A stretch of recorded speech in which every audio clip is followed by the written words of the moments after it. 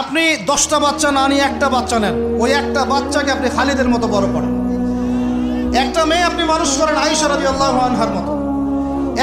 একটা স্ত্রী নেন, আপনি একটা স্ত্রীকে আপনি খাদিজার মতো বানান ইনশাআল্লাহ। একটা প্রজন্ম আমাদেরকে গড়ে দেন। একজন দায়ী, একজন বক্তা, একজন আলেম, 10 জন আলেম, একটা সরকার কিচ্ছু করতে পারবে না যতক্ষণ না আপনারা পরিবর্তন হচ্ছেন। আপনাদেরকে পরিবর্তন হতে হবে। আমি এখানে জোরে গলায় কথা বলে গরম গরম বক্তব্য দিয়েও কিছু করতে পারবো না। আপনাদের সবাইকে পরিবর্তন হতে হবে, আমাদের সবাইকে পরিবর্তন হতে হবে। আজকে থেকেই 5 ওয়াক্ত নামাজি হয়ে যান, আল্লাহ তৌফিক দান করেন। কোরআন হাতে থাকবে সব সময়, যখনই সময় পাবেন কোরআন তেলাওয়াত করবেন। কোরআন আপনাকে আল্লাহর দিকে নিয়ে আসবে ইনশাআল্লাহ। সুন্নত থাকবে, চেহারা থেকে শুরু করে দাড়ি ছেড়ে দেন, টাকটুর উপরে কাপড় উঠান। রিজিকের মধ্যে হারাম থাকলে ছেড়ে দেন, সুদ থাকলে ছেড়ে দেন, ঘুষ থাকলে বাদ দেন। যদি কারো সম্পদ অন্যায়ভাবে নিয়ে থাকেন, আজকে তওবা করে সে সম্পদ ফিরাই দিয়ে আসেন। লজ্জার কিচ্ছু নাই, গিয়ে বলবেন ভাই আমি ভুল করেছিলাম, বুঝি নাই, জানি নাই, তোমার সম্পদ অন্যায়ভাবে নিয়েছে, ভাই তুমি নিয়ে নাও।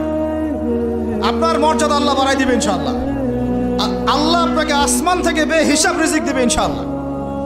যে বোন পর্দা করছো না, আজকেই পর্দা ধরো ইনশাআল্লাহ। যারা পরিবারের প্রতি শিথিল, পরিবারের প্রতি কঠোর হন, আপনার সন্তানের প্রতি কঠোর হন, ভাইয়ের প্রতি কঠোর হন। দেখেন আপনার ভাই গোপনে জেনা করছে কিনা, মেয়েটা গোপনে জেনা করছে কিনা। এই ফ্রি মিক্সিং ত্যাগ করেন, ফ্রি মিক্সিং এর সংস্কৃতি ত্যাগ করেন, মোবাইলের সেলফির সংস্কৃতি ত্যাগ করেন, শোডাউন আইওয়াস এগুলো বন্ধ করেন। কিছু করার চেষ্টা করেন আল্লাহর জন্য। আল্লাহ পাক সবাইকে তৌফিক দান করেন।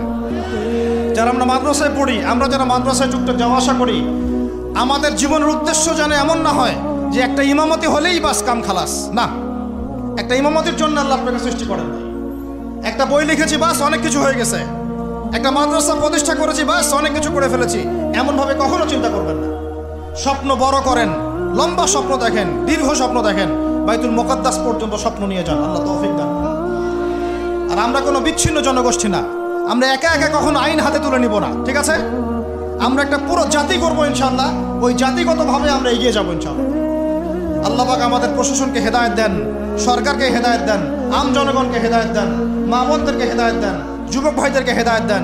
আর আমাদের এক একটা বাচ্চাকে আমরা আবু উবাইদার মতো বড় করবো ইনশাআল্লাহ, ইনশাআল্লাহু আযজা ওয়া জাল্লা।